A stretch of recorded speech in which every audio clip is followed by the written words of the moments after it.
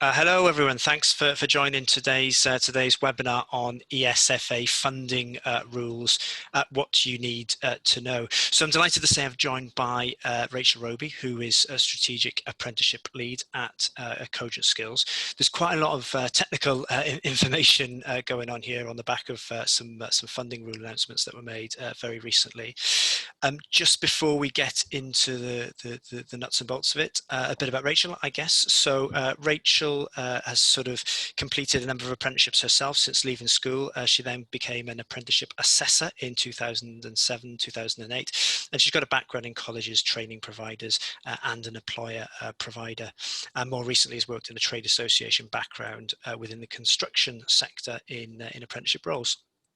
So she's a passionate believer that apprenticeships are the way to learn and progress in life, and being able to balance learning whilst working and also being able to put what you learn into practice on a daily basis. So delighted that Rachel's going to take us through some of the information we've got here. I should say this session is also being recorded, and a copy of that recording will be available afterwards. And again, if there's any colleagues who are unable to view the live session, then we can sort of make sure that a copy of the recording gets access to them. And just in terms of who's on the session today, there's quite a few of us on the call, and I know we've got a mixture of employers, both from the nuclear side of things and sort of the industrial and life sciences sector as well. So a good mix of employers. Look, there's also time for Q&A at the end. So if you've got any questions, put them through the chat box, which you see in the corner of your screens now. And just without further ado, I'll hand you over to Rachel to take you through the update. Thanks, Rachel. Thanks, Roger. Hi, everybody. Thank you for joining me today. So as Roger explains, this is a webinar based on the newly published proposed funding rules. So for those who do or don't know, each year the ESFA release what they call clarification version of the rules, and this is a new set of updated rules that are ready to be launched as of the start of the academic year, which is the 1st of August of each year. So they normally this time of year release this clarification version, and then they allow 2 to 3 weeks for people to review it, and then they feed back to go back into the ESFA for them to review, and then a formal first version of the rules will be published late July, ready for that new academic year. So each year they publish a summary of changes, which is a document which outlines all of the changes that are being made, and they also have some information specifically related to the provider, the employer provider, and the employer. So there is a full set of funding rules for each, and then a summary of changes which interlinks the change and where that relates to. So it references which of the individual rules it is applicable for. During this webinar, I am going to focus on the employer rules, but there will be some references made to the main provider rules as well. I have gone through both and seen the focuses, but obviously this is focused for you as the employers, but undoubtedly there will be references made. We have also produced a guide which will follow this meeting, so please don't worry about making too many notes, and obviously the recording is available, but there will be a published guide that will support this webinar that will be sent to you all directly, and it will be published through our normal SIP newsletters and things like that. So without further ado, I will introduce you. So I've broken it down into sections, and I've made reference to where you can find the actual rule in the funding rules and within the clarification document. So the first one I have picked out is functional skills flexibilities. So the flexibilities that are currently in place will end as of the 31st of July, and the main flexibility that has been apparent throughout COVID is the allowance of functional skills not being required to have been passed before endpoint assessment. So it's given some flexibility currently, but all good things have to come to an end, so to speak. There has been an extension made to the level 2 apprentices. So currently level 2 apprentices do not have to show evidence of working towards or attempting their level 2 assessments. And this has now been extended to include learners up to and including the 31st of December. So for any learners on level 2 programs where the rules are that they need to achieve their level 1 functional skills and then they need to upskill up to level 2, and that requires an attempt at a test for each of the subjects, but not necessarily a pass. The extension has been continued up to the end of December for those learners.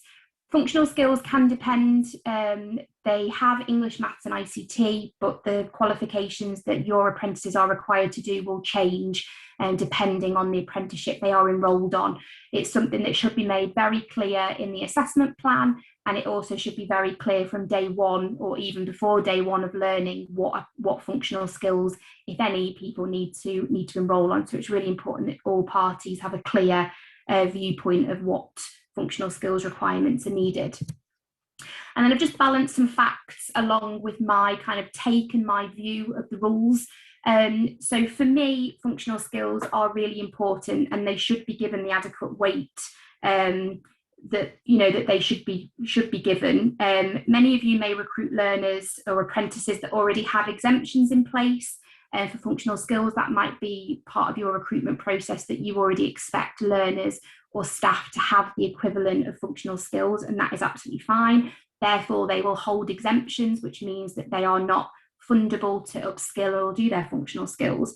But for those that do need functional skills, and for those that need some development anyway in English and Maths and ICT, functional skills is a good way of doing this. It supports workplace development. So one of the key things that I always think about is people report writing, analysing statistical data, and again, by doing functional skills and by actually taking part in the curriculum and the training and sitting the assessments, gives them some workplace upskilling opportunities as well that can then help their overall role. So it is my view that just because there is a flexibility in place, don't necessarily use it as, I'm going to say, as an excuse for your learners to not have to do their functional skills.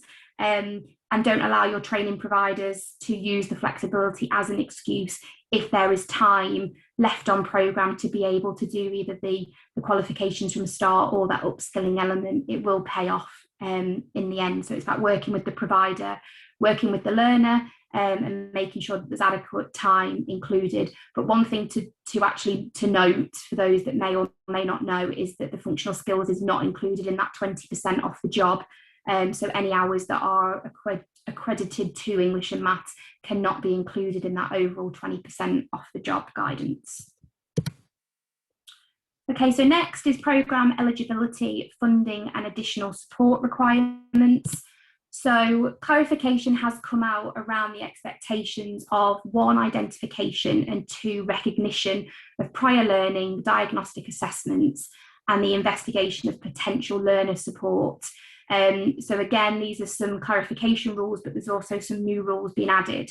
And it's really focusing on the need for robust initial assessments. Robust initial assessments are key to tailoring the programme to the individual requirements, whether that's your individual requirements from an employer perspective, or more importantly, the individual requirements that the learner needs.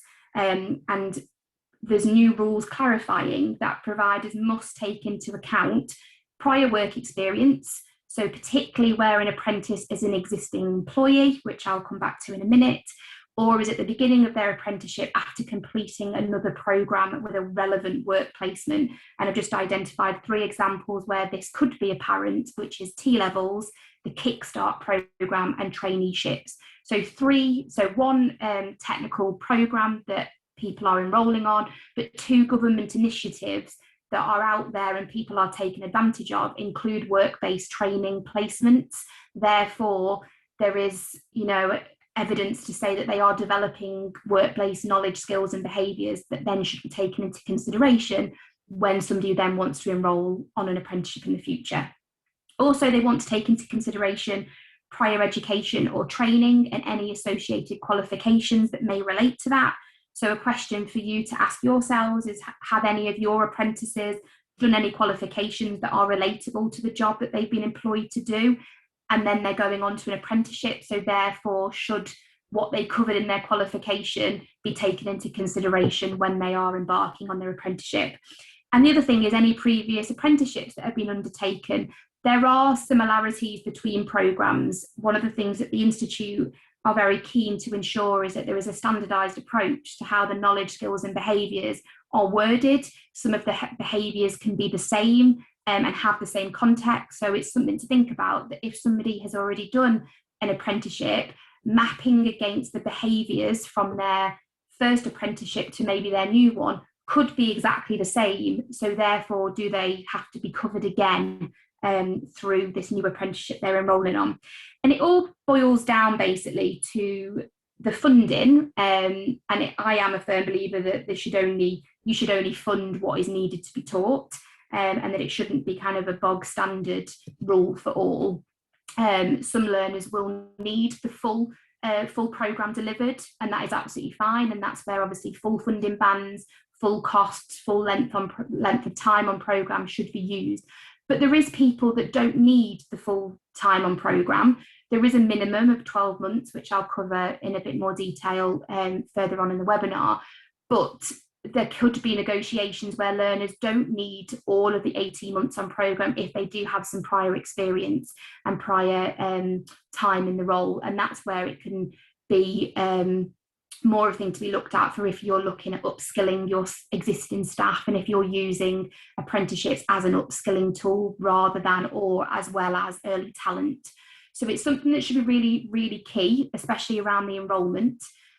My suggestion and my kind of advice would be, don't agree any costs, any time on programme, or sign any documentation, including commitment statements, until all those initial assessments have been completed.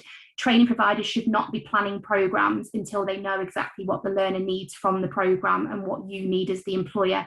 So all of that should happen, and then you can then sit and talk to them. And one thing, don't be afraid about negotiating with the provider. If there's evidence that learning doesn't need to take place because they can already evidence it and they can already confidently talk about things, then again, there is where your evidence is to start negotiating costs, training plan adjustments, etc. And then the other thing that's come in, and this might be something that you may have seen in any press this week, not national press, but any educational related press that comes out, is there is I will say controversial, because it is a tad controversial in the way that it's being talked about from providers and some employers as well that have provided feedback. But ESFA want to introduce a rule around assessing diagnosed difficulties or disabilities. So for those that don't know, there is a fund out there called the Additional Learning Support Fund. The fund is available for providers, and they can claim up to £150 a month to complement and to support any additional costs that are involved with training learners or training apprentices that may have difficulties or disabilities.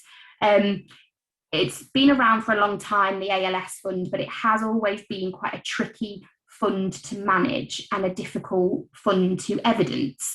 And it's always something that anybody that has either worked for a provider or knows their providers that's been involved in an audit from ESFA, it's always that kind of hold your breath moment. Because it is something that ESFA will focus on in audits, and it can commonly be an area where the evidence isn't strong enough, and therefore the training provider then has a clawback where the ESFA want to take money back. So it is always an area of a bit of hold your breath and make sure that you've got all of your policies and procedures and all of your evidence that you need for any learners that are on the ALS fund.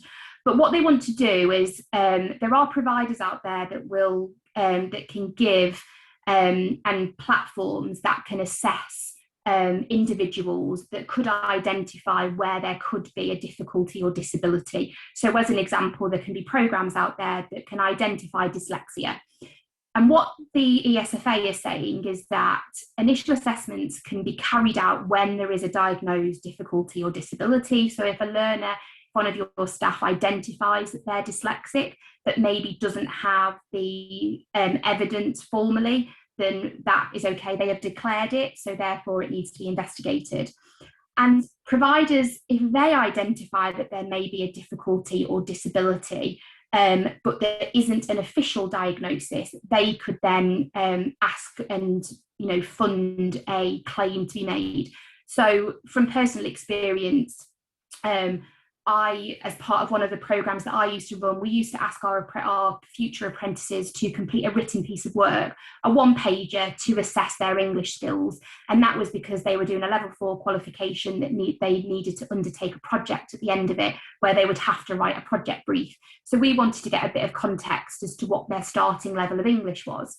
From the provider point of view, if we then identified that potentially somebody may have some dyslexic tendencies, from that piece of written work, and that was identified, then we would then put our learners through, or our staff through, a more robust assessment, and therefore we could then potentially apply for the fund.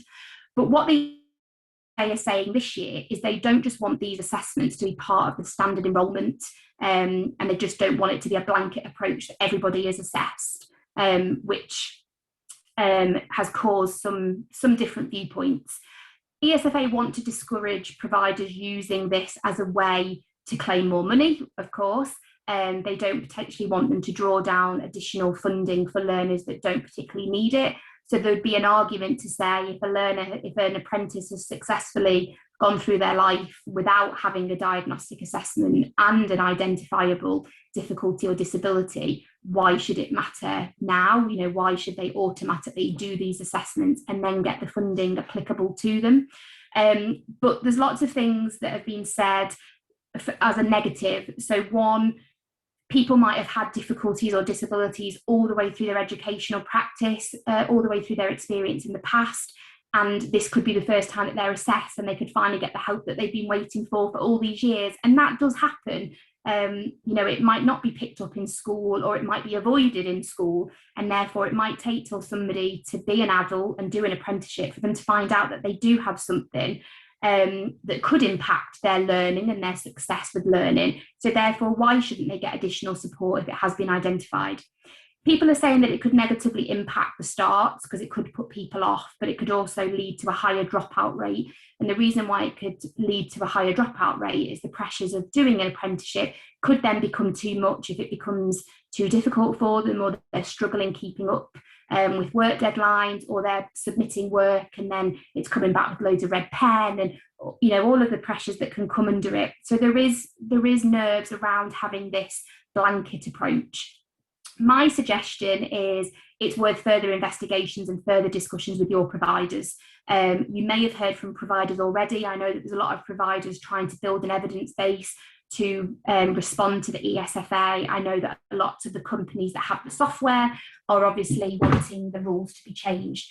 So it might just be worth considering the number of apprentices that you have that may have additional learning support, and what impact for the better it's had. And what additional support your providers are putting in place, and think about, if that wasn't there anymore, what impact would it have?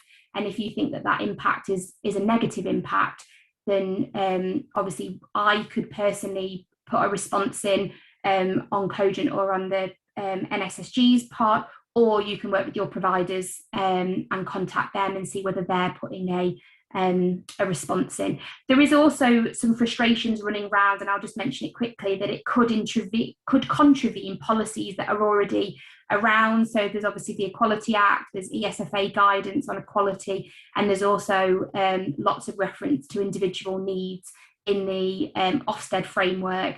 So I'm not sure that this issue is going to disappear. I'm really interested to know what comes out of the feedback. And obviously I will keep you updated of when the rules are finally published and if there has been any adjustments to that rule in the future.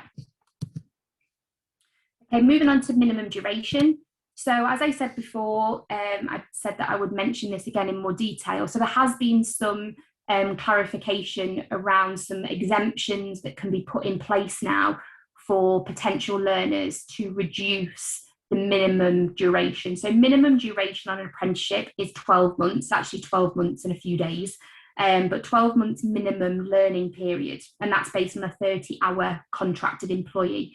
If you have employees that are on less contracted hours, then their minimum duration will be extended, and training providers have a calculator that they use to then add the additional months or weeks onto the programme, depending on obviously the contracted hours. But everything that's official is based on a 30-hour contract.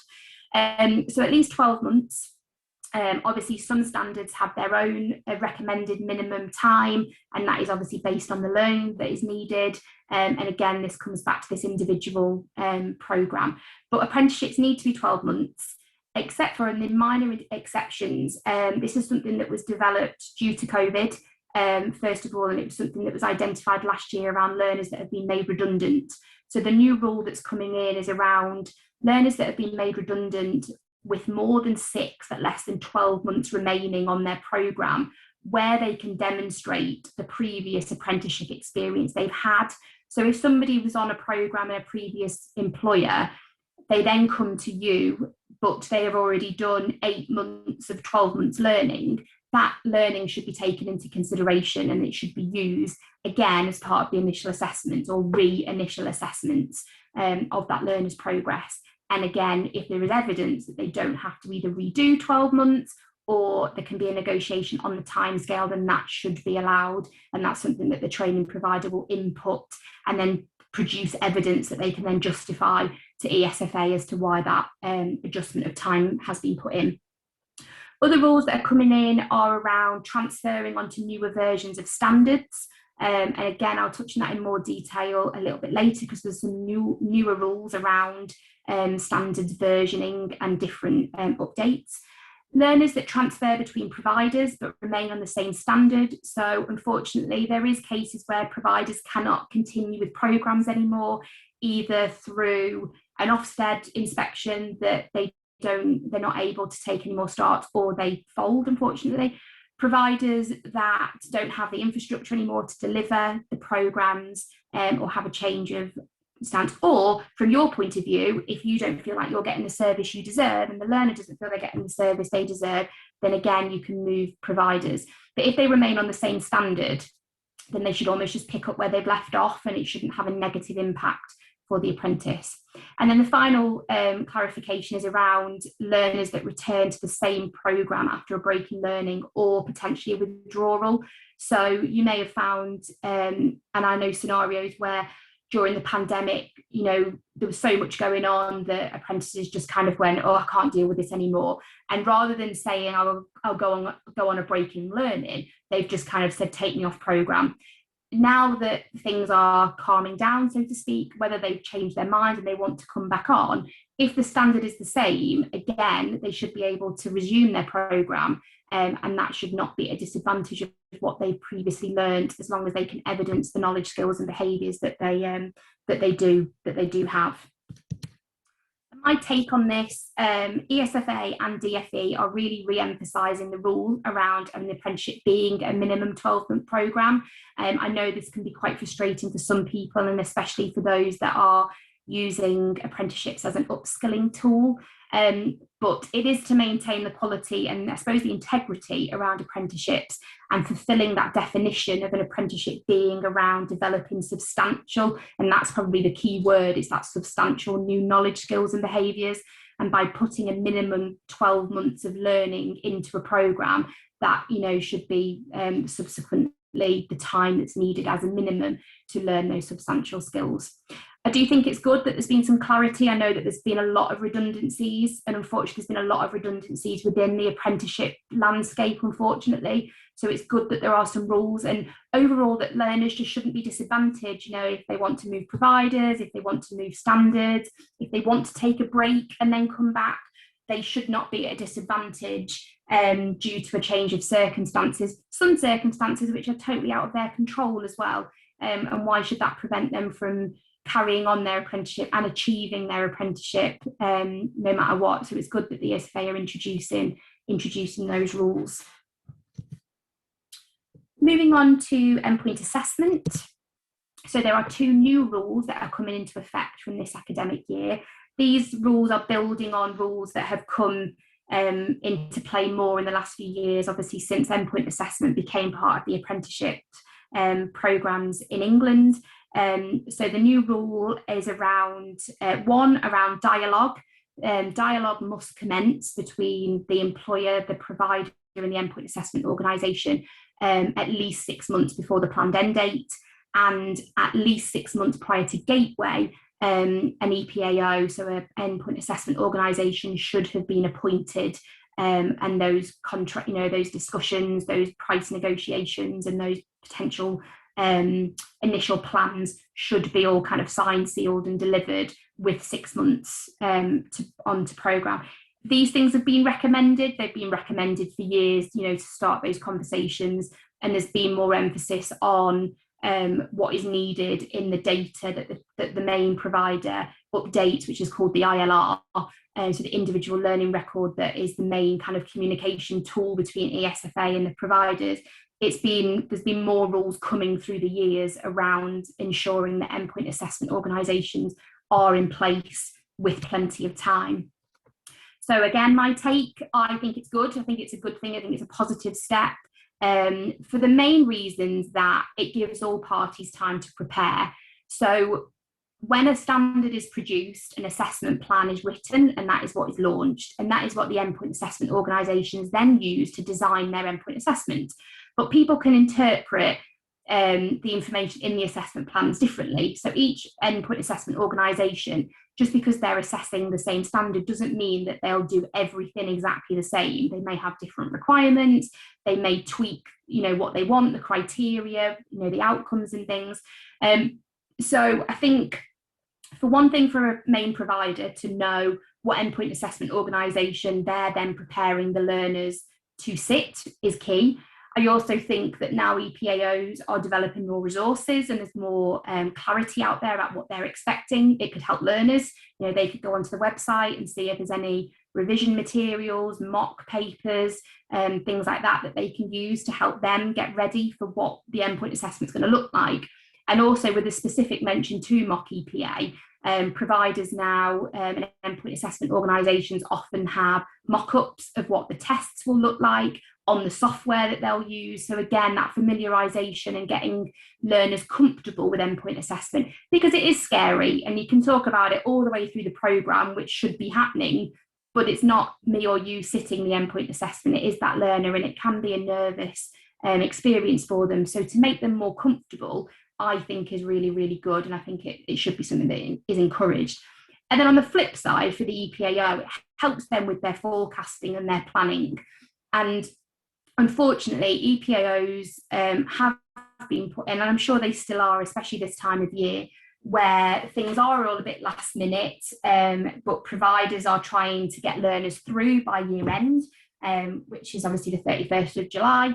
So there is pressure on. So if people can forecast at least 6 months in advance, then at least they can work out whether they can resource the assessments in the gateway window, when in the gateway window they can carry out the assessments, and just have a really transparent conversation around one with their staff on time pressures or key times of the year when they could be really busy, but also so they can have conversations with the provider, employer and the learner to make sure that all parties know when the window is going to be, and just keep in the loop with when gateway does happen, and to ensure that they can proceed accordingly.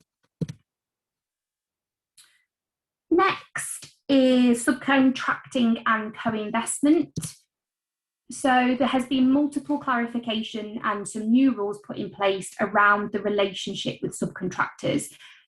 So for those who may not know, so subcontracting is a way for a main provider to subcontract out to either a smaller provider or a niche provider to deliver parts of the apprenticeship programme.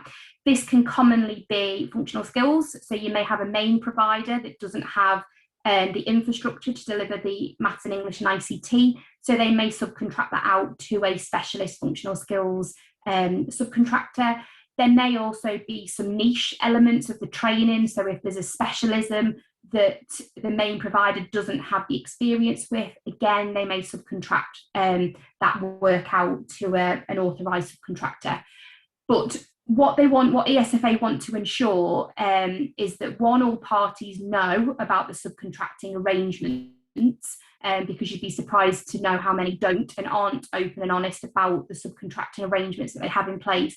But they also want to refine and make it more robust, that it's the main provider that maintains the relationship, and not allowing the subcontractor to lead the relationship with yourself, but also with the apprentice. Learners should be fully supported through the process and understand all the roles and responsibilities. And there's also more clarification and expectations for the main provider to be double checking and continuously on with safeguarding and prevent responsibilities, ensuring that the subcontractors have got the relevant policies, procedures in place for safeguarding and prevent. And then a bit of an internal rule between the main provider and the subcontractor is there's just some re-emphasis on what should be included in the contract, which is obviously something that happens behind the scene when they're designing their subcontractor agreements and their contracts, which is a mandatory process that they need to follow. And also, so they've also provided some clarification on co-investment rules. So co-investment is obviously applicable for apprenticeships, about 5% co-investment amount. And what ESFA are now saying, and I'm going to make a wild assumption that it's because there's been some fall downs in the process in the past, but the final payment that ESFA send once there has been an achiever, they could hold that money back until there is sufficient evidence that all the co-investment payments have been made into the main provider's system. So I'm going to make a wild assumption that there's been some employers that haven't made the co-investment, that they haven't, co-invested, and therefore there's been some fall down, there's been some gaps in the money. So they are having a more robust process now, and they will hold and can hold back the money, the final payment, until the evidence is there. But the other thing that they're also doing is there's clarification around schedule of payments that you as an employer would make to the main provider, and that those payments don't need to match the payments that ESFA pay. So for those that do or don't know, ESFA will pay, it's almost kind of divided up into the length of programme, and then the money is then paid in. And I think some providers then have a matching payment schedule for the 5%, but this doesn't have to be the case, is what ESFA are saying, basically. So my take on both sections of these. So first of all, for subcontracting.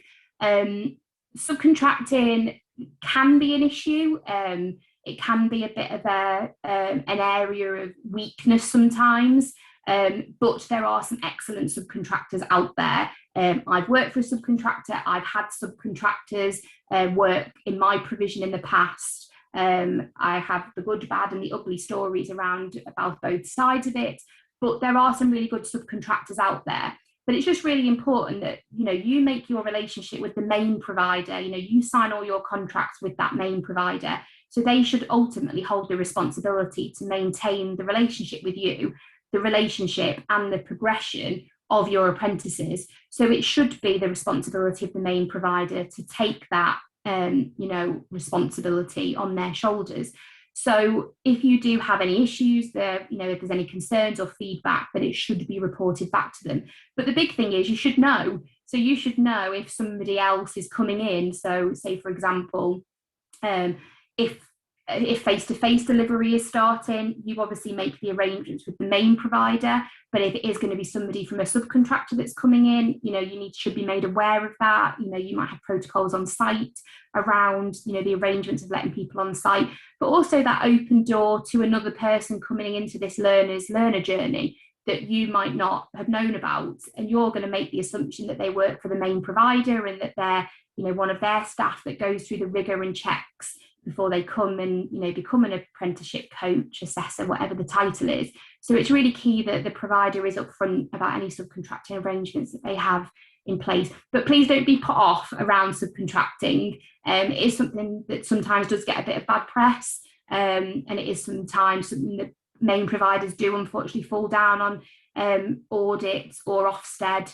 but it is becoming more of a robust process, and there is a lot more emphasis on the main provider taking that responsibility to maintain that relationship.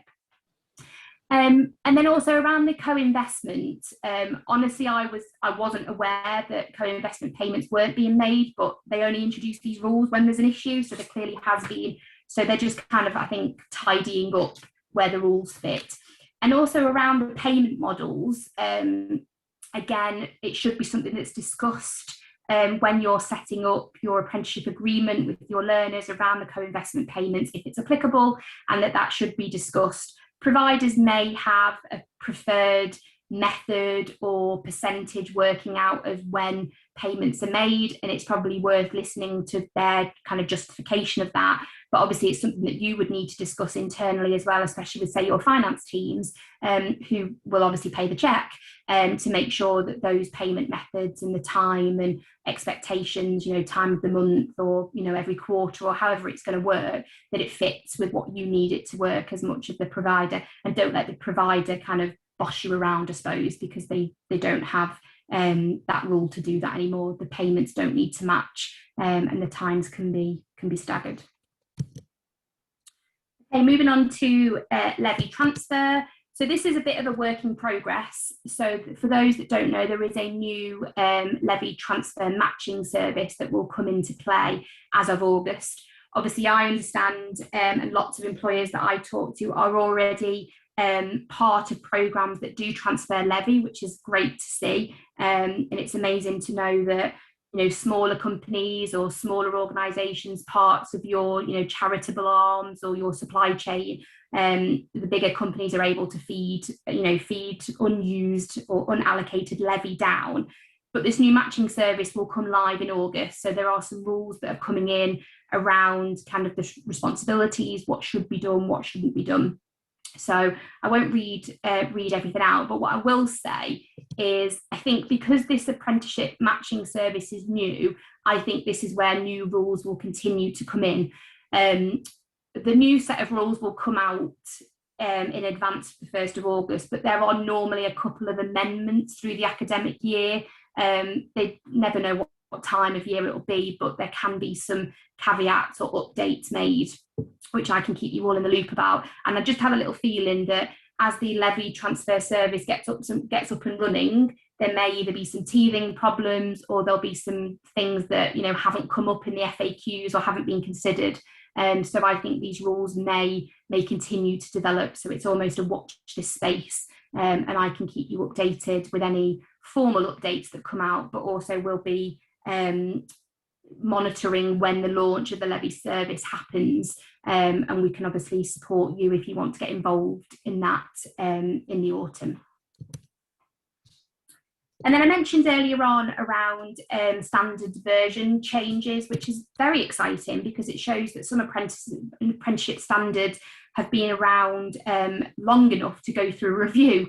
It doesn't seem 5 minutes ago since some of these standards came in, but every 3 years they are eligible to go through a review. So the Trailblazer group will get together and will look at the standard. They'll either decide that they're happy with it and they'll keep it the same. They may have to tweak maybe the running order or bring it more in line with institute's policy. So one of the new things that's relatively new has come in is duties. So a lot of the older standards didn't have occupational duties in it. So that could be one change that's made. But what these new set of rules are acknowledging is that there are going to be different versions of the same standard. This is apparent science-based is lab tech. So lab tech was one of the an early standard, and then it was reviewed and a second version came out in 2020. And what the rules are saying is that learners can move between the standards if there are different versions. So one, they're allowed to do this if the ST code is the same. So the ST code is a code that is attached to every standard out there. And if that doesn't change, and it would only change if there's a significant amount of changes to the standard or maybe a name title change. But if it stays the same, then they can move. If they do want to move standards, all parties should be in agreement, and there should be reassurances that the training can still be fulfilled. So there may be some new elements, new knowledge, skills and behaviours. So the main provider and yourselves as the employer would need to make sure that you can facilitate that learning and that the learner would gain that occupational competency at the end, and also be in a position to be assessed against potentially a new assessment plan. One thing around the funding, so they will stay on the same funding band that they started on. So if a new funding band, the new funding band comes out for a revised standard, they will be eligible to stay on the funding band that they started on, but renegotiations can take place, and that would be a conversation that you would have with your main provider. And if the negotiated costs were more than the maximum funding band, you would be eligible to pay that difference between the original standard and then that total negotiated price for the new standard. To be honest with you, it wasn't something that I'd really given a lot of thought to, but it is coming and changes are happening. Obviously, Science Industry Partnership with Cogent play a heavy part in the engineering and manufacturing review. We support the trailblazers for the 3 kind of maintenance manufacturing, and they're all going through route review. We want to change them, so it is coming all at the right time, and I think it is good that learners can switch. And I think one of the main changes that is coming with apprenticeship standards is moving to core and options. And that's a new way that standards can be approved and be published. So learners may want to move onto the core and options standard instead of staying on the original standard, because that would offer more specialist training. It may be something that you as the employer wants to encourage as well. The other thing that I've thought about is a redesign of assessment plans. So assessment plans now, bearing in mind that, and I'm sure people will not say anything negative, but didn't really know what they were doing when they first designed assessment plans, and they had a bit of free rein into how they planned them. Now that the Institute is a lot more experienced with over 600 standards in place, they have some now standardised processes in place, and they want to make sure that things are standardised as much as they can. So assessment methods could be refined, assessment techniques, so the way that an assessment, endpoint assessment is planned, could suit the learner better, and therefore why shouldn't they have a chance to potentially get a better endpoint assessment result with a new assessment plan that might suit their learning style better. But one thing that I will kind of reiterate, and I think it's really important to reiterate, is that can only happen if the ST code remains the same. So it's something that does need to be looked into quite closely if that does arise in the future. And then the last thing, last but not least, is eligibility criteria. So this is the first academic year, or full academic year, since Brexit. So there are some changes around eligibility and the evidence that needs to be demonstrated. And I've just put a list up of what has been taken from the funding rules of some of the eligibility areas that have changes and the evidence that is needed. My view is that the provider holds the overall responsibility to ensure that the correct documentation is gathered, is uploaded, and is double checked to make sure that apprentices are eligible for funding. But you might be asked as employers to get involved, and you may be asked to get involved because you already might have copies of the same documentation through your HR processes, and it can just speed things up a little bit, obviously with GDPR and making sure that the learners or prospective learners are happy for that data to be shared. But you could be asked to get involved, and what evidence you've asked for could be the same evidence that is needed to be uploaded to ESFA. What I would say is ESFA can work closely with the providers. Providers do have contacts at the ESFA where they can send examples, making sure that that things are right, that the picture's been taken in the right place. You know what it's like with passport, everything has to be black pen, and the way that the photo has to be uploaded and stuff. So they have their own relationship managers, and they can obviously contact. So if you do have any concerns or queries about eligibility, and it is right to, you may have a diverse workforce, and there may be some questions around being able to draw down funding. One of the big questions that we always had to ask is, have you, been a resident for 3 years? And if the answer was no, then there would have to be further investigations into that. And that is something that, isn't going to go away, but obviously government and ESFA are refining the practices and the evidence that needs to be submitted to them. But I would say is work with your provider. They take the overall responsibility. They should be doing the checks and keep you updated with if there's any queries or if there's any concerns that eligibility might not be granted. Okay, and that's me. So that is the summary. That is based on the summary of changes, and I've tried to take as many of kind of the main themes that I thought are mainly relevant. But I've put a link on here to where you can find the full funding rules. You can find the full 200-page documents for each of the provisions, and you can also find that summary if you want any exciting bedtime reading to go through them. But I hope you found it. Hope you found it useful.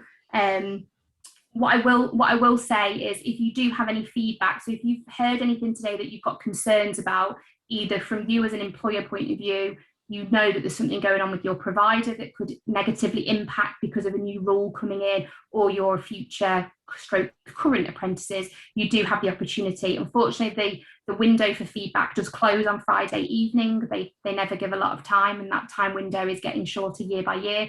But there is an opportunity to provide feedback. And like I said earlier on, if anybody's got any real overwhelming sense to provide feedback, I'm happy to collate any responses and send on your behalves as well if you want to get in touch separately. And that's that for me. I'll hand you back to Roger.